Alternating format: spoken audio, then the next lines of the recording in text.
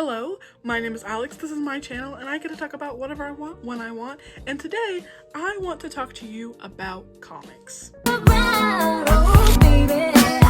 Specifically, I want to talk about what happened when a group of people decided that comics, a medium literally built on the idea of ordinary people becoming extraordinary, was being ruined by the wrong kinds of people making it. If you watched my last video, you already know about Gamergate. You know, in 2014, a coordinated harassment campaign dressed itself up as a movement to protect ethics in game development and journalism and what have you, but it spent its real energy driving women and people of color out of the gaming industry. And if you haven't seen that video, I suggest you go watch it. It's a pretty good video in my opinion, but I might be a little biased. Here's the thing about Gamergate though, is that it evolved a lot over time, and it actually became the blueprint for what we're talking about today. I want to be upfront about something before we get into the mess. I love comics, like genuinely. The medium has produced some of the most ambitious, emotionally complex, politically brave storytelling of this century. From Jack Kirby and Joe Simon literally punching Hitler on the cover in 1941, before America even entered the war, mind you, to the raw grief of Moss, to the political fury of V for Vendetta. Comics have always been a place where people said things they couldn't say anywhere else. And that is important context, because what I'm about to describe is people claiming to protect the integrity of comics while doing everything in their power to chase people out of making them. Comicsgate is described as an alt-right harassment campaign meant to oppose diversity and progressivism in the North American superhero comic book industry. Its proponents targeted the creators hired, the characters depicted, and the stories told, and it claimed that these elements led to a decline in both quality and sales. I mean, the name is literally derived from Gamersgate. So, right away, even the name tells you where it came from and what it was copying. This is where it kind of gets a little stupid, to be real. In July of 2017, Florence Flo Steinberg passed away. If you don't know who Flo Steinberg was, she was a massive figure in Marvel's early history. She was not only one of the key people responsible for Marvel's growth during what's known as the Silver Age, but also one of the first American independent comics publishers. She was, by all accounts, a legend. So, 5 days after her death, a Marvel editor named Heather Antos worked on titles like The Unbelievable Gwenpool and Star Wars, posted a photo of herself and 6 other coworkers at Ben & Jerry's. They were holding milkshakes to honor Flo's memory. She captioned it, "It's the Marvel Milkshake Crew. Hashtag Fabulous Flo." The post received more than 520 retweets and 4,100 likes at the time, within about less than a week. And then the harassment started. Comments flooded in.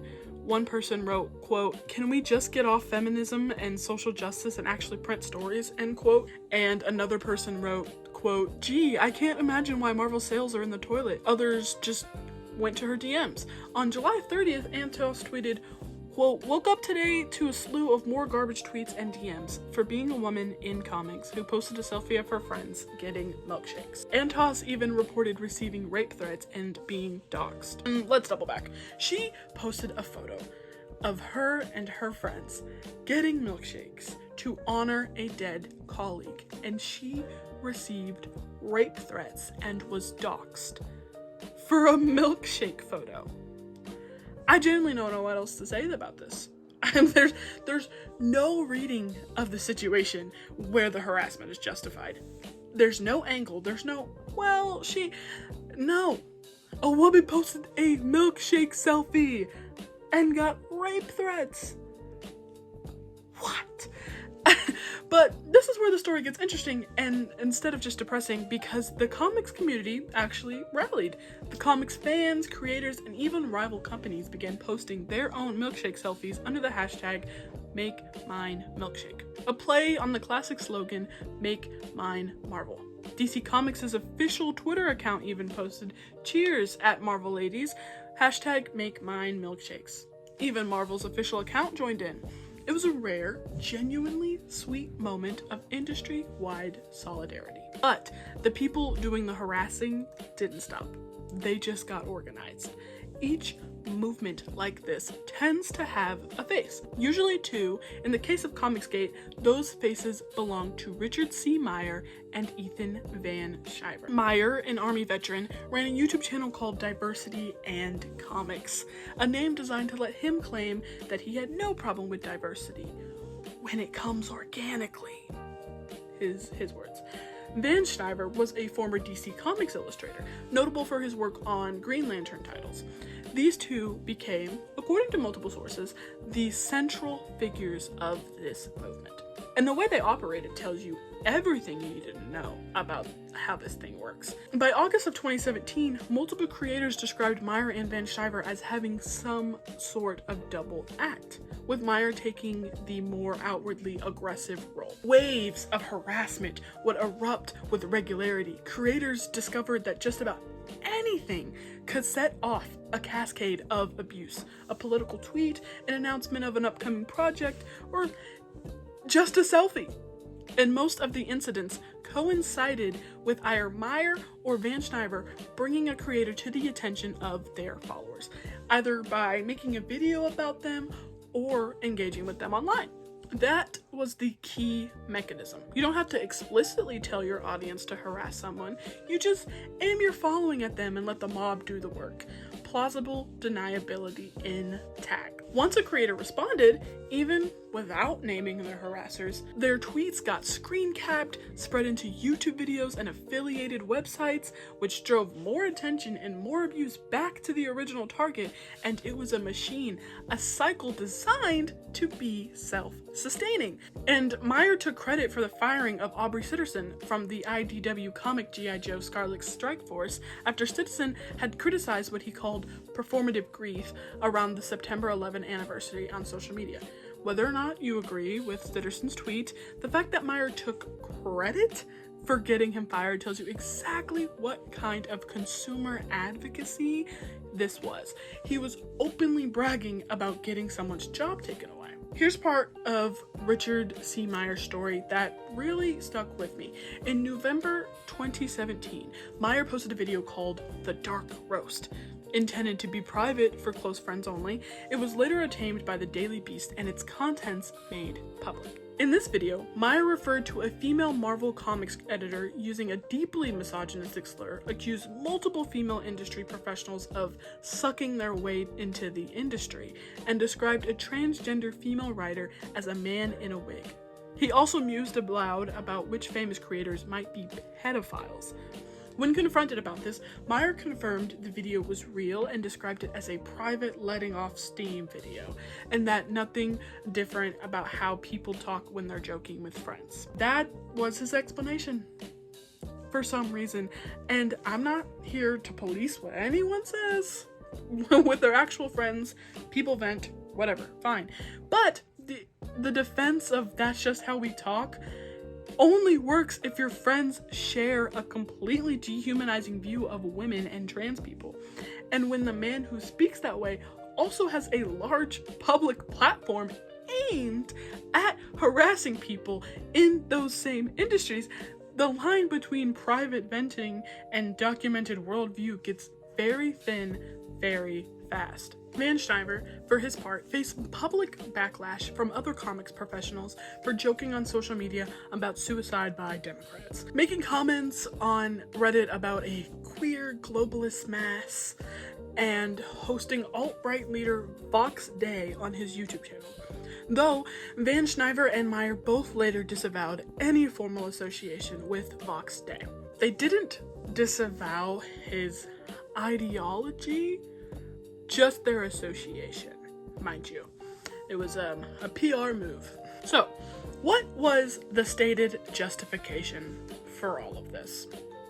Members of the movement said they objected to diversification of comics, specifically the increasing inclusion of women as writers and characters. They complained about Marvel's all-new, all-different campaign of the late 2010s, in which characters who had traditionally held the identities of Wolverine, Thor, Hulk, Captain America, and Spider-Man were temporarily replaced by female or racial minority characters. They argued that this push for diversity, combined with what they called politics being injected into storytelling, was causing a decline in both quality and sales. Where have we all heard that one before, right? But it was just their cover. Their ethics in games journalism, the claim that gave a veneer of legitimate criticism. Except there was a very significant problem with it. While it's true that comic book sales declined in the late 2010s, this decline was across the board and was not limited to, or worse for, the diverse comics that Comicsgate targeted. In fact, according to Sci-Fi Wire, some of those diverse titles had been notably successful. For instance, the Kamala Khan version of Miss Marvel, the Unbeatable Squirrel Girl, and the Carol Danvers version of Captain Marvel. The sales data didn't support the argument. These diverse books weren't failing. The whole industry was having a rough stretch, and these people pointed at women and people of color and said, "It's them." Does that sound familiar too? Before the Milkshake selfie, there was Chelsea Kane. In 2016, Marvel was canceling the series Mockingbird. For the final issue, they put out a cover featuring the character wearing a t-shirt that read, "Ask me about my feminist agenda." Following the release of that issue, writer Chelsea Kane was subjected to harassment on Twitter, including someone posting an illustration of Mockingbird depicted as brutally murdered with the t-shirt slogan used as the caption. Then Kane announced that she was leaving Twitter. A woman wrote a comic, the cover had the word feminist, and someone drew her main character being killed and sent it to her. That is not criticism of a comic. That is a threat and a message. It's saying women who talk about feminism end up like this. And Kane left, which, of course, was the whole point. And to understand how this all escalated, you have to understand the structure. A small press cartoonist named Daryl Ayo had condemned a tweet from Marvel freelancer who had compared social justice warriors to Nazis. When Van Schneiver invited Ayo onto a live stream to debate the topic and Ayo declined, Van Schneiver called him out publicly for not debating. His followers then sent racially charged insults at Ayo. When the Daily Beast asked Van Schneider about his followers harassing Ayo, he responded, quote, "I think my fans are the best. I always appreciate their support for me and my art." And that's the tell right there, ladies and gentlemen, and anyone else in between that. He's saying, I always appreciate their support when his fans are harassing a specific person he just publicly called out. It's not support. It's his army of people doing what they're told. Members of Comicsgate also circulated blacklists of creators they wanted to boycott, categorizing individuals as members of the Pravada Press, SJW Vipers, and other labels. Among those placed on such lists were Larry Hama, Mark Wade, Kelly Sue DeConnick, Matt Fraction, and Ta-Nehisi Coates, writers with decades of critically acclaimed work between them. Colorist Moose Bowman recounted receiving threats of violence. Media critic Kaylin Sakudo, artist Tim Doyle, and comic writer Kwanzaa Oshehefo, and cosplayer and comic writer Ren Famous all reported being targets of the harassment and doxing. Artist Sophie Campbell, who worked on Glory and Teenage Mutant Ninja Turtles, described the harassment as, quote, "During the worst times, it was some of the nastiest, sexist, and/or transphobic remarks you could think of. Harassment sent to my editors and publishers in an attempt to get me fired or blacklisted, trying to dig up personal info about me. Even when I was away from the computer, in the back of my mind, I knew it was still going on and spreading to other people." End quote. She added that she felt like hardly anyone cared when it was happening to me. And I want to sit with that for a bit because this is true of almost every single harassment campaign like this. The people who bear the absolute worst of it, trans creators, creators of color, and disabled creators, often face some of the most severe harassment, and yet they get the least amount of coverage. It takes a bigger target, a bigger moment to make the industry finally pay attention. And Comicsgate had that moment, but we'll get to it in a second. Here's something else that doesn't get talked about enough when we discuss these movements. It is the money. A few creators involved in Comicsgate profited directly from the controversy. Meyer crowdfunded his own comic book called Jawbreakers: Lost Souls in collaboration with freelance artist John Mullen, with covers by Van Schneider. When he announced that some store owners had decided not to stock it, he encouraged his followers to publicly post and circulate the store owners' names, locations, and employee information. The female co-owner of Edmonton, Alberta store Variant Edition, who had tweeted they would not stock the publication, also became a huge target. Spend a few minutes browsing the shelves in Danica LeBlanc's store and you might pick up on a message. You know, we push positivity, we push inclusion, we push diversity. That's why she decided to take a public stance on an issue that's dividing the comic book world, electing not to stock an upcoming book by an author known for opposing what he calls forced diversity in comics. I don't know what he wants, but I feel like if he wants anything, it's destruction and regression. The store's tweet blew up with responses from supporters and critics. The author, Richard Meyer, even made a video response on his YouTube channel. Variant Edition in Edmonton, Canada. They're doing multiple steps of an intimidation and bullying campaign. Friday morning, the situation escalated. The owners here believe someone took the argument from social media to their storefront. A thief broke in, stealing money from the register. I see it as a statement as we can get to you. Customers didn't want to buy their book. Whatever. Legitimate. Stores don't want to carry it. That's fine too.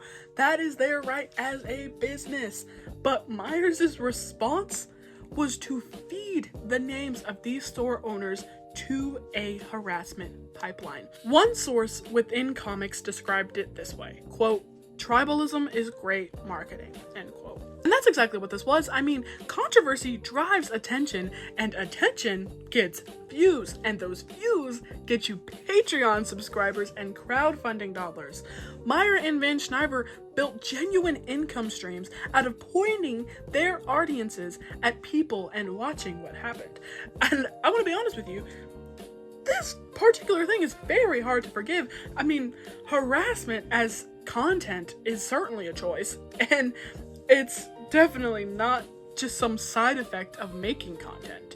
It is their whole entire content base. In August of 2018, a Twitter user called Grom posted an old 2010 interview with the late Canadian comics creator Darwin Cook, who passed away in 2016, in which Cook appeared to express skepticism about retroactively changing characters' sexuality. The tweet claimed that this proved Cook would have supported Gamergate. Now, Darwin Cook's widow, Marcia Cook, she returned to social media after a 2-year absence specifically to address this claim, and she said, quote, "Hi guys, this is Darwin's wife, and I can guarantee you he thought you Comicsgate idiots were a bunch of crybaby losers ruining comics, because you are," end quote. I just have to say, she absolutely cooked with that line.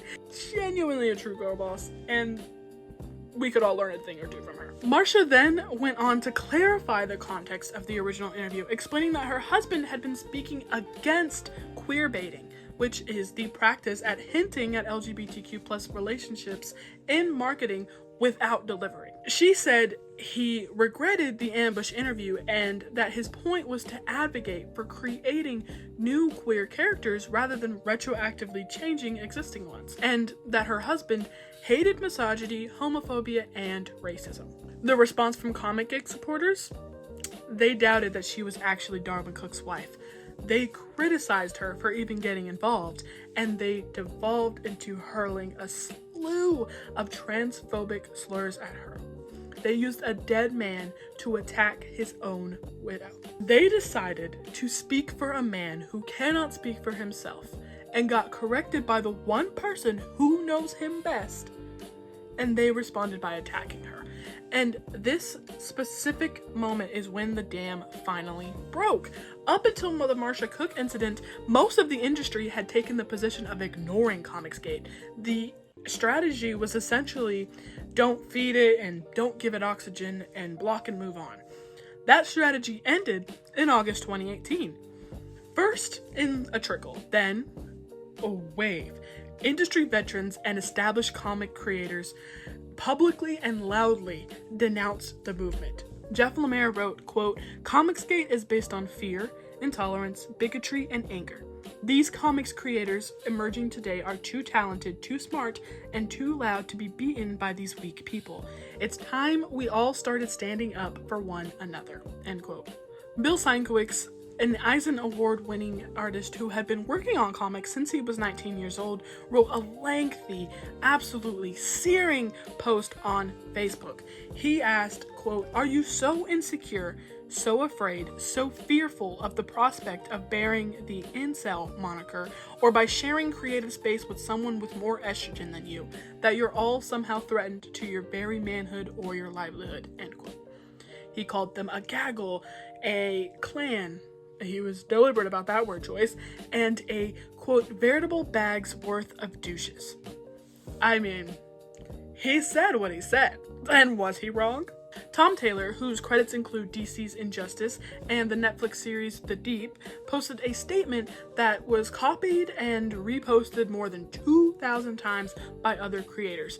It read, quote, "I believe comics are for everyone. There is no excuse for harassment. There is no place for homophobia, transphobia, racism, or misogyny in comics criticism," end quote. The creators who reposted versions of Taylor's statement included Kelly Thompson, Tim Seeley, Market Stoll, Jason Latour, Greg Pak, Fabian Essia, Benjamin Percy, Jeff Lemire, and more. Scott Snyder, who also teaches writing for DC's Talent and Development Program, said the movement launched, quote, "cruel personal attacks," end quote, on his students that were, quote, "especially repugnant for their sexism, racism, homophobia, and transphobia," end quote. After Comicsgate participants claimed Donny Cates supported the movement, he finally publicly responded, saying, quote, "No one is going to use my art to promote something that has attacked my friends," end quote. This was not a fringe group of creators politely disagreeing. This was the industry broadly standing up and saying, "We see what this is, and we're naming it,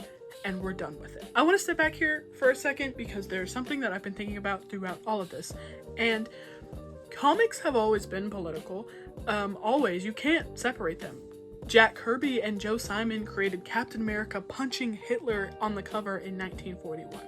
Stan Lee infused the X-Men with civil rights allegory. Professor X and Magneto were openly modeled on Martin Luther King Jr. and Malcolm X. And Neil Gaiman wove mythology and grief and queerness through Sandman. Margene Strapati used Persepolis to bear witness to the Iranian Revolution through her own childhood. The idea that there was some golden era of comics where they were just stories with no politics is a myth. It was always political. The politics just used to center straight white men by default, and some people just kind of took that as neutrality. Comic book writer Anthony Rudigazer put it plainly, saying he simply looks at Comicsgate, quote, "as a hate group, no different than the people marching in Charlottesville last year," end quote. And I think that framing is pretty important because the movement consistently described itself as defending quality, defending tradition, defending the consumer. It dressed itself up in the language of criticism. But the actual behavior, the rape threats, the doxing, the targeting of women, trans people, and people of color, the harassment of a dead man's widow, that's not criticism, that is a pressure campaign designed to make people leave. And for some people, it worked, at least for a while. Now, I want to be transparent with you about something. Comicsgate, as an organized force, peaked around 2018 and has since largely fragmented. The harassment pipeline that was described in the reporting I've cited hasn't gone away entirely. Harassment campaigns rarely ever do, but the moment where it was visible, industry-wide conversation has largely passed. The Washington Post described Comicsgate not as a free speech movement, but as a suppression of speech, an effort to make certain creators be afraid to work, afraid to speak, and afraid to exist visibly in the industry. And I think that is the legacy of it. It didn't destroy comics. The medium survived, the diverse titles that continued, and some even thrived like hell. The Kamala Khan, Miss Marvel, Unbeatable Squirrel Girl, Captain Marvel, Carol Danvers, they continued, but people got hurt. Real life people, trans creators who described knowing harassment was happening even when they weren't at their computers, artists who were sent violent imagery of their own work, writers who were driven off of social media, and editors who received rape threats for getting fucking milkshakes. And for every person who left or stayed quiet because they didn't want to be a target, I have to ask, what didn't get made? What stories don't exist because somebody out there was too afraid to post it and publish it and talk about it because they decided it wasn't worth the price? That cost doesn't show up anywhere. Listen, I'm not here to teach any lessons. I'm just telling you what happened. But I have my own opinions, and this is my channel, so I'm gonna tell them. What gets me most about Comicsgate and Gamergate before it, and whatever comes after it, is the framing. It always comes back to this idea that the people who are doing the harassing are somehow the victims. They're the ones who love the medium so much that they're defending something so precious. That's genuinely delusional. That's all I have to say about that. I mean, if you love comics, actually love them, then the thing you should want more is for people to be able to make them and read them and find themselves in them. A medium that only speaks to one kind of person is smaller and a poor medium.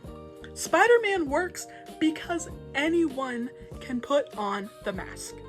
That is the whole point. The people Comicsgate targeted weren't ruining comics. They were making comics, and the people doing the harassing weren't protecting comics.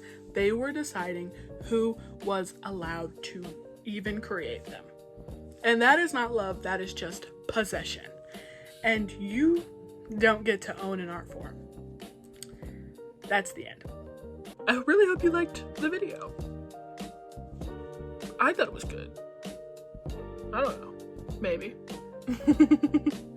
Be sure to check out all the sources over here. They're also going to be linked in the description if they're over here. I don't know if they're over here or if they're over here. Whichever side they're at. Check them out. If you want to learn more. If you want to verify what I said. I tried to provide screenshots of everything I was talking about to verify it in real time. But if there's anything else you want to read more in depth to, I will link everything down there. Thanks for listening to me rant. Bye.